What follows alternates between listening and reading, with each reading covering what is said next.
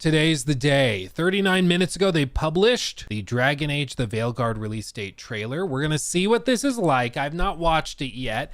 My understanding is that most people expect this to be late October. We looked on the podcast yesterday at a leak, not really leak because they published the art book store page early. I think they were supposed to do it today. They accidentally did it yesterday. But that store page said the 30th of October was when the book was releasing. And a lot of people are like, okay, so that's when the game's launching, because usually they launch it on the same day. The 30th of October is a Wednesday. Most video games tend to launch either on Tuesdays or like Thursdays or Fridays. Apparently it goes back to like the 80s and 90s where physical distribution was so important, because they could ship, like if they shipped games out on a Friday afternoon, they would travel to stores over the weekend, arrive on Monday in the back of the store, and then they could like put it up on the shelves Monday night to be ready for release on Tuesday. And so apparently that's why Tuesdays are popular, even though now it doesn't matter because it's all digital, but apparently that's where it started. However, anyways, a lot of people are expecting the 30th. I think 30th or 31st could make sense. They could also release it on the 28th. I don't know. But we're going to just watch this and see and find out together. Either way, I think late October is pretty much confirmed at this point. But let's see. BioWare and EA. You have no idea what you have done. The blighted elven gods walk free, all because you disrupted my ritual.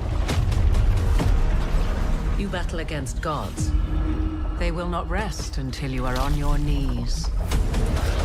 Fearful, cowering, helpless in the face of such power.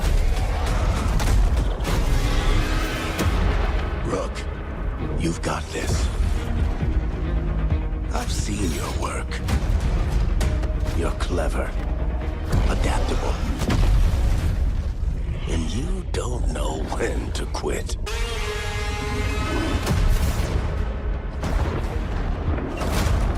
You want allies to go after the gods? I've got places to look. Where do we start? I'll be damned. Ooh. A griffin. In war, victory.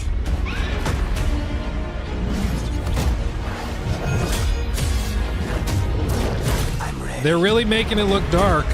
I've never seen this before. That's good. There's something kind of exciting about it.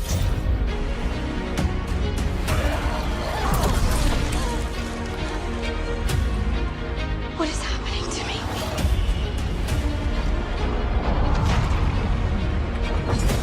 Let the Fade draw close. Draw the dragon out into the open. Then attack.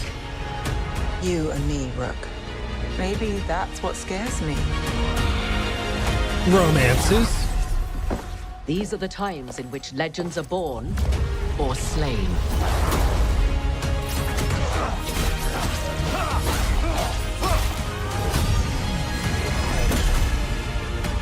Our gods are back. Our gods. How do we stand against that?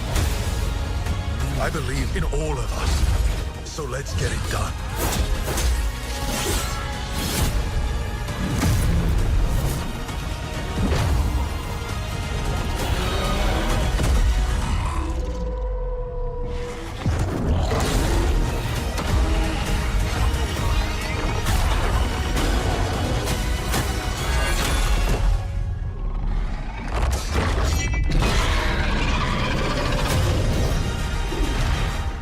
Halloween.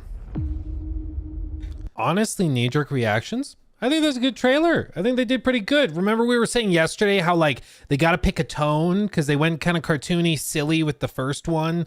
And then like the gameplay trailer was like a little bit darker, but it wasn't really clear where this was going to land. And I was like, you got to pick a tone. Got to pick a tone. It actually seems like they're going with a much darker one, which I personally greatly prefer to like the kitschy Guardians of the Galaxy, like insert witty comment here. So I think it's pretty solid. I think that's a pretty solid trailer. At least that's my knee-jerk reaction. What do you guys think? Where are you guys at? Will it be on Xbox? Did they have like logos posted? I mean, I'm sure it's on Xbox. Yeah, they don't show any logos, but yeah, I mean, there's no way it's not. It's sad that nowadays you can't just assume, but yeah, okay, yeah, it's on Xbox. Wait, is it called Play Pro now? Did they change the name again? Wasn't it like, oh, it's EA Play Pro, which is different from EA Play. I can't keep up with these things, man. There's like 15 different names for them. I just can't keep track of them anymore. EA Pro plus Platinum Pro Max 3. Pro is a tier. Okay, I guess that makes sense. I feel like you need to have a doctorate just to keep track. You got to have one of those ray gun PhDs to keep track of it. Yeah, I mean, again, as for pre-ordering, you guys know my policy on that. The only time I think pre-ordering can make sense is if you're getting like a collector's edition and you would buy the statue anyways. Like, for example, for the Elden Ring, whatever collector's edition statue, or the Mesmer statue for the DLC collector's edition, I wanted the statues regardless. So I got the pre-order for the collector's edition because I mainly just wanted the statue and the game was a fun bonus. But other than that, I don't know. I don't know why you would pre-order, especially like with this. Again, the last 2 games from these guys were colossal flops. The trailers for those games looked really good, and then when we got the games, they were not very good. So I really caution people from getting ahead of yourselves. It looks good in my opinion. I've not played it. I've seen gameplay, but like, again, lots can change. So until they do like preview events, until they give people the chance to actually try the game and see it in extended lights, I don't think we should jump to any conclusions. I'm pre-ordering Astrobot. I mean, a lot of people are very excited about Astrobot. A lot of people are like, well, that's game of the year right there. It does actually, Astrobot does look really good. I mean, let's be perfectly fair. Yeah, I kind of regret pre-ordering Final Fantasy 16. Didn't connect with the game at all and I had a time to see reviews. Would have known. Yeah, I mean, I think that makes sense. Yeah, Final Fantasy 16, a lot of people got hyped up. Breaking down individual little things, I mean, I think broad strokes is what you got to look at here. Am I the only one that feels surprised that they swapped out the Rook for this trailer? Because you remember the Rook that they used for the original trailers in the gameplay reveal was a young black male, and normally for these types of games they pick one like design for the player character and then they follow through with it for the whole marketing cycle. I mean, I'm pretty sure that's what Hogwarts Legacy did, didn't they? They used the same like basic default template and then carried that through the entire marketing cycle. But here they've swapped it out and they have like probably a slight, I'd guess like late 20s, early 30s white male character, which is just a surprising change. Because even in the actual like thumbnails and stuff, they've changed it. So now, you know, they didn't have the original Rook design in that picture, but then they have the Rook design here. It's just, I don't know if they're trying to get away from like claims of DEI stuff for marketing. I don't know if that's what it is. Maybe I'm just reading too much into it, but it feels kind of rare to have just a white dude as the playable character in a preview for a game nowadays. You know, it just seems abnormal to see it. It's like, oh, interesting. It is fully customizable. Yeah, they have a huge character creator. Maybe what they're going to do is maybe they're just always going to change the playable character for each trailer. Maybe that's the approach. Not a bad idea. Does it matter? No, you just don't usually see it, which is interesting. I mean, if you have a really cool character customizer, I would expect them to just like really crank it. Just show us the craziest stuff you can make with the character creator. Make those weird like goblin looking characters like they have in Dark Souls games when people just max out all of the sliders, you know. Just do that. What do you think about the skeletons in contrast to everything else? I mean, in general, it seems like they are really pushing for a darker tone, at least in this promotional material. The original trailer seemed really cartoony and silly, and then this one, you'll notice the lighting in pretty much every scene. There's a couple of exceptions here and there, but like this is one of the rare instances of like daytime in this trailer, and even then it's raining. It really seems like they're trying to strike a darker tone, which I appreciate. because I don't know about you guys. I just personally don't really get a lot out of the like the cartoony, like super lighthearted fantasy. I like darker fantasy. It's why like I struggle to go back to a game like Skyrim regularly, because I just like darker fantasy, and the lighthearted fantasy just is not that interesting to me. But they got all this stuff, the combat, we get a little snippet of the combat. They have some big dragons and monsters and stuff. I like big set pieces, you guys know me.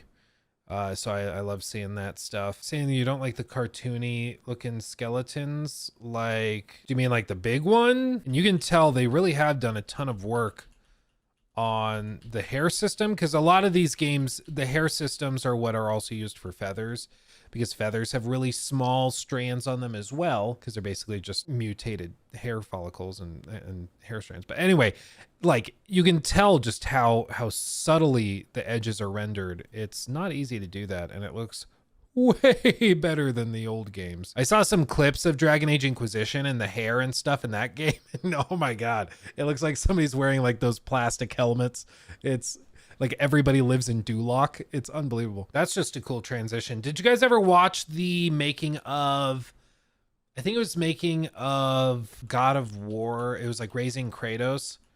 And in that, they're talking about taking Freya and transitioning her from bird to person in one shot, like without any cuts or anything. And they talk about how freakishly difficult it was to do that smoothly. And I think what it is like right here, they spawn in her character model. You can see her head kind of appears beneath the raven. And then the raven starts to despawn, the head like clips in, the wings are still there, the tail's still there. But it transitions out. And now like the raven's fully despawned, like right here, I think, that frame. And then it spins around. That's just a smooth transition. And if that's running real time, Jesus Christ, that is not easy to do. Yeah, that's totally Raven.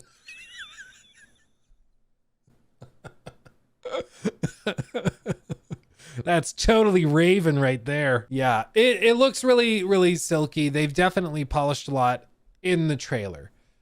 Now, bear in mind, oh, you think these guys are cringe? I think they're kind of cute. They're just kind of silly looking. Bear in mind, like, these trailers looked way better than the game did at launch, but the trailers looked really good. So they polished up the trailers, but when you got your hands on the game, it ran like hot donkey garbage. So again, it's only going to be once people try the game, because you can't really hide how the game is from a 2, 3, 4 hour play session. So once they open it up to whoever to play the game, then we'll know. Because even with Mass Effect Andromeda, once people started playing it, they were like, yeah, it's super buggy. It's really, really buggy.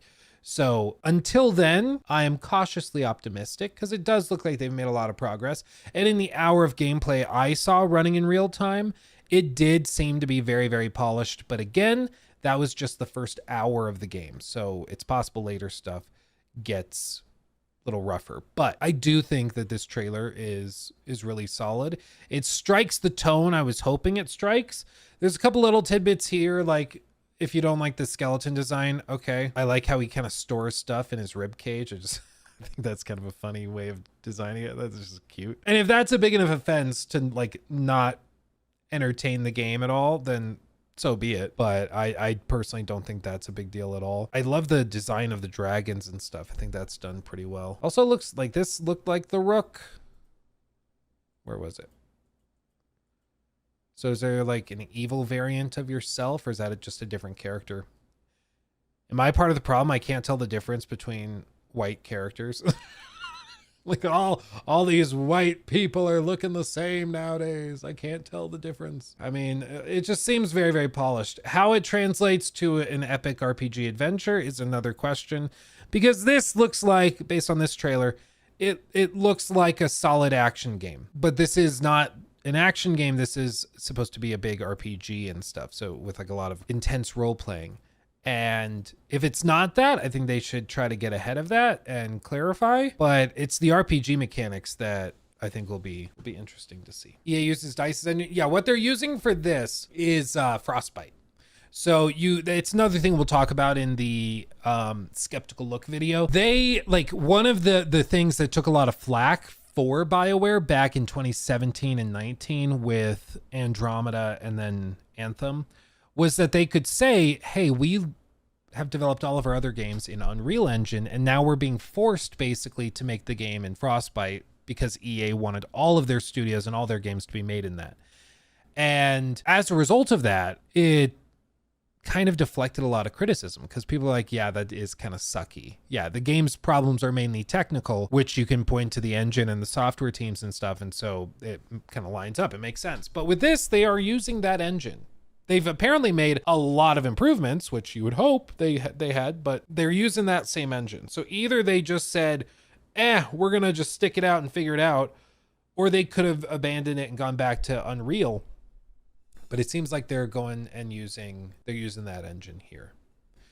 Inquisition used it too. Yeah. It won't be for everybody, but no game is for everybody. So, you shouldn't be that surprised. But based on this, cautiously optimistic. Seems like they've really tried to go all out with it. I know some people are going to throw fits about it and stuff, but then don't buy the game. I mean, it's really that simple. If you see it, you don't like it, don't buy the game. If you see it and you like it, buy the game. Cool. Easy peasy. He took my thing.